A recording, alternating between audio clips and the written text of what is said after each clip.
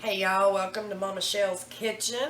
Today I'm going to show you something that was not very popular, not well known.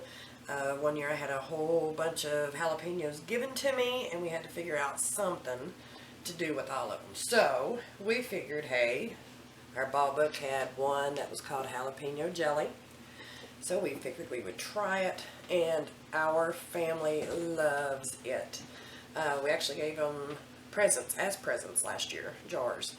So what you need for this recipe, one batch would be 3/4 pound or 12 ounces of jalapenos, and we've cut the tips off of them, or the stems, and we've gutted out the seeds and weighed them.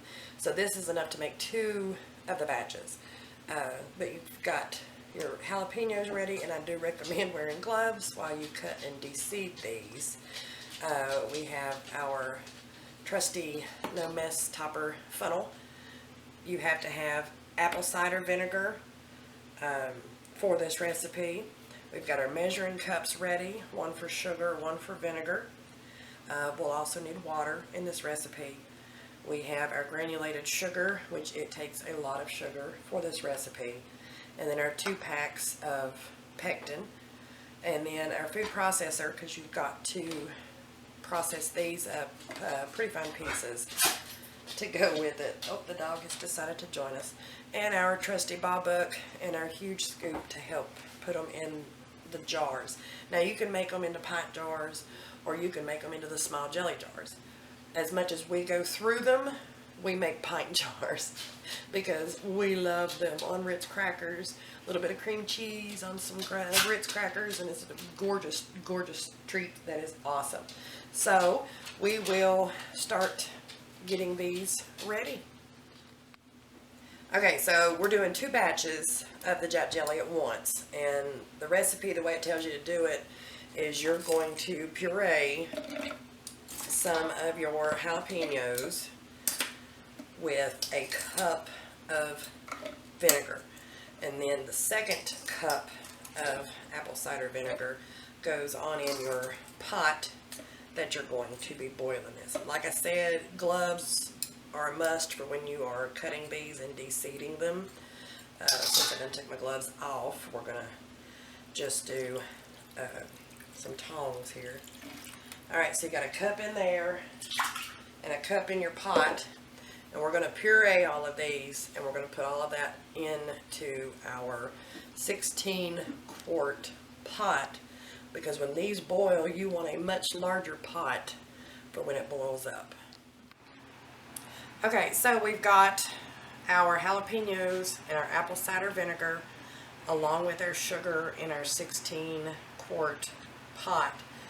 The recipe for one batch of the jalapeno jelly calls for 6 cups of sugar. And since we're doing 2 batches, I've got 12 cups of sugar in here. And what we've got to do here is bring this to a boil and let it boil for 10 whole minutes.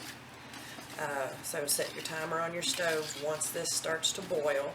And you're going to want to stir it every now and then while you're waiting in that boil, and after it boils, during that 10 minutes, you'll need to also stir. Now, the recipe calls for 1 pack of the Pectin. Since we're doubling, we've got 2 packs of Pectin ready. The recipe makes 5 half-pint jars, so we've got extra actually ready just in case. So I've got 5 pints over here, and then a couple half pints ready. And again, those jars are best used hot out of the dishwasher. That way they are sterile and ready to roll. So we'll bring this to a boil, and then we'll go from there. Alright, I wanted to show you guys this. Once she starts boiling, you start that timer for 10 minutes. It will literally expand the height of your pot. So depending on the length of your whisk, you might want to wear a pot holder on your hand. I use my trusty oak glove to do this. So we've got our boiling, we've got our timer started. It's 10 minutes of this boiling before we add our pectin. But I wanted to show you, the book says that you can use green food coloring as an option. And I'm hoping you can see the difference in these colors. This is with the food coloring. And it's just a few drops after you add your pectin that you put that food coloring in. And it just makes it a really pretty bright green color. So I just wanted to show you that while we've got this boiling here. We've got both of our packs of pectin open and ready. And this is my cheat, is my cookbook holder, because when I open these to have them ready to throw into the pot, they're already cut open and ready, and this holds them up so they don't fall and spill. So we've got that ready. We've got 6 minutes left of this boiling, and then we're going to put both pouches of pectin in, and then we're going to bring this to a rolling boil, which means it will boil, the foam and stuff will come all the way up my 16-quart pot. And at that time, that's when I'm going to add my drops of food coloring, and then we'll be ready to put them in the jars. Alright guys, so we're getting ready to have our timer go off. Ta-da! So we're ready with our pouches of Sure-Gel. Well, sorry, Certo Pectin. But anyway, you want to get those in there kind of quickly, and this seems to be the best way I have found to do that.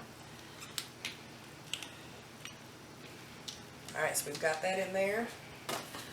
Now your instructions are to get it to a rolling boil. So we have the stove turned up all the way to 9 out of 10.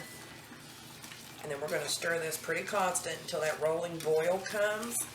Now when that rolling boil comes, your what is now 4 inches of gooey awesomeness will turn into 12 inches of foaming fuzz.